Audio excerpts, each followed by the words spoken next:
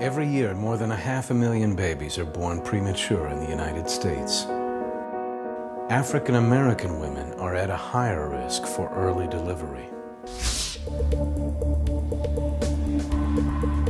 Many of the mothers are in their teens. 911,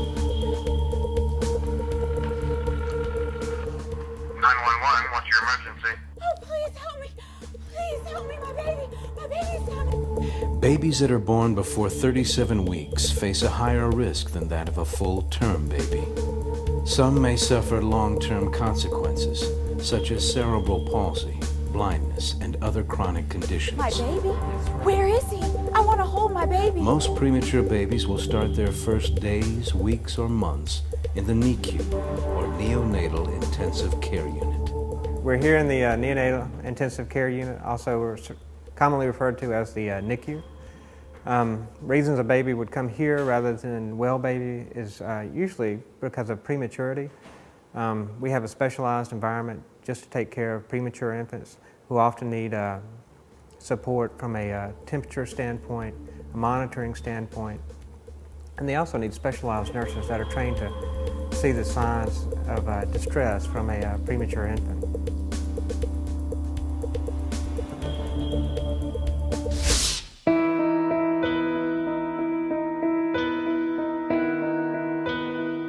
Full-term babies and their families look forward to important developmental milestones, like their first smile, their first night sleeping through the night, or their first solid foods. For premature babies and their families, like mine and yours, the milestones differ slightly and are also achieved by a different set of demands.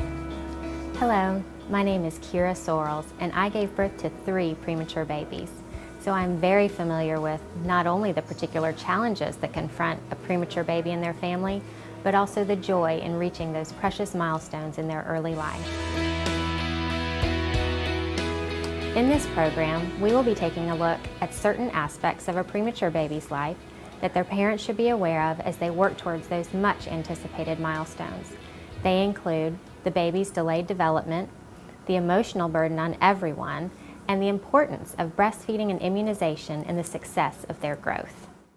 A lot of people always ask about absolute weight, and for most people there's not an absolute weight for when you get to go home, but there's certain benchmarks babies have to do. They have to be able to take a bottle by mouth and gain weight and maintain their body temperature, which usually doesn't come together until about 35 weeks. The more premature babies usually get closer to 40 weeks, but a lot of the 32-week babies will, right around 35 weeks, have it all together.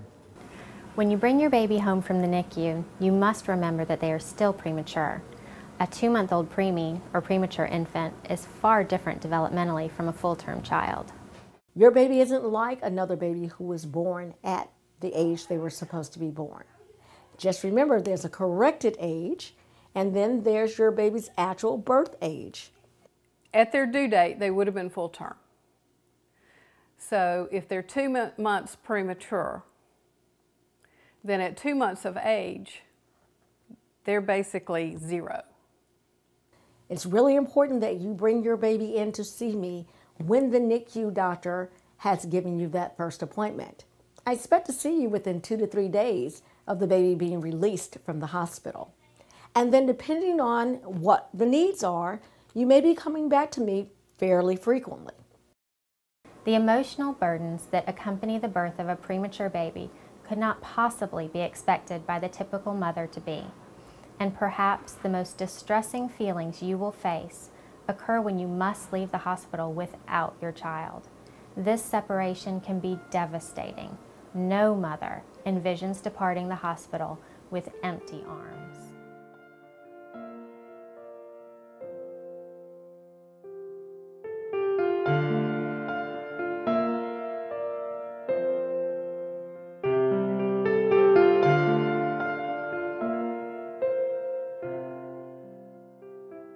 After 4 months in the NICU, we were finally able to bring 2 of our 3 daughters home.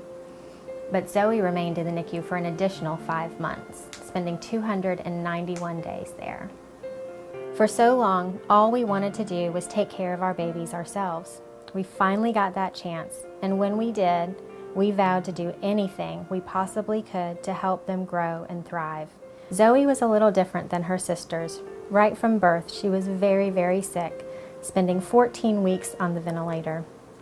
She did come home dependent on steroids and oxygen to help her breathe. And as a result, she had a very weakened immune system and was rehospitalized. She contracted a secondary infection during that hospitalization and died when she was 14 months old. We lost Zoe, but we did get to see her smile. We heard her laugh and communicate with us. We watched her play with her sisters independently. She was even starting to sit up unassisted shortly before she died. Her sisters, Avery and Lily, are now almost 4.5 years old and attend a mainstream preschool. We are still followed by occupational therapy and a developmental pediatrician, but we do attribute their success to our vigilance in keeping all of our follow-up appointments, staying on track with their immunizations, giving them breast milk for their first year of life, and seeking the outside support we needed, both from professional counselors, peer counselors, and accepting help from family and friends.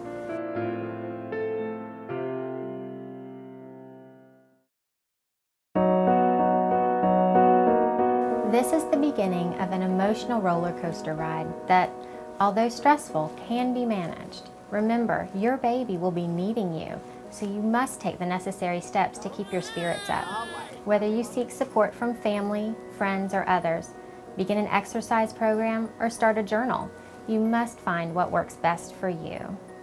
There's an emotional part to your bringing home a baby who was born early and who might have some challenges. We want you to recognize that that is expected and that you need to share your feelings with your pediatrician so that we can help you through that and get you help if you need it. A strong support system is going to be very important as we go through the first year of your baby's life and then from there on. There are a number of good reasons for supplying your baby with breast milk. Breast milk is ideally suited to the needs of a premature baby, providing rich nutrients, antibodies, white blood cells, and other immune properties. Basically, when it comes to the NICU, it's just vital for the moms to pump, for the baby to get the colostrum, and actually the milk will, what they call, let down after a couple of days, and the milk changes as the baby's needs changes. Because the baby is fed via feeding tubes, and eventually they'll be fed with a bottle. But the object, what we would love to happen, is for the mom to be able to put baby to breast where the bonding will occur. The skin-to-skin contact is wonderful. Baby is assured that mother is there. Mom is finally participating in providing the nutrients necessary for the baby's development. It's a wonderful experience, and so even though it sometimes is time-consuming, it is most beneficial to mom and baby. Some premature babies do not need specialized medical support after leaving the hospital, but all will need regular medical care and evaluation. This includes routine immunizations. We need to make sure that we are addressing one of the most important viruses that a premature baby can get. That is respiratory syncytial virus. While this may cause a simple cold in you or I or your baby's sibling, it's a very important virus that can cause illness in a premature baby. So as your pediatrician, I'm going to talk with you about getting a vaccine for your baby. We hope this program has been helpful to you in this preparation, and we also hope you will continue to learn all you can about your baby's condition, including medications and treatments that will help them grow stronger and healthier, because there is no better place for your baby than home with you.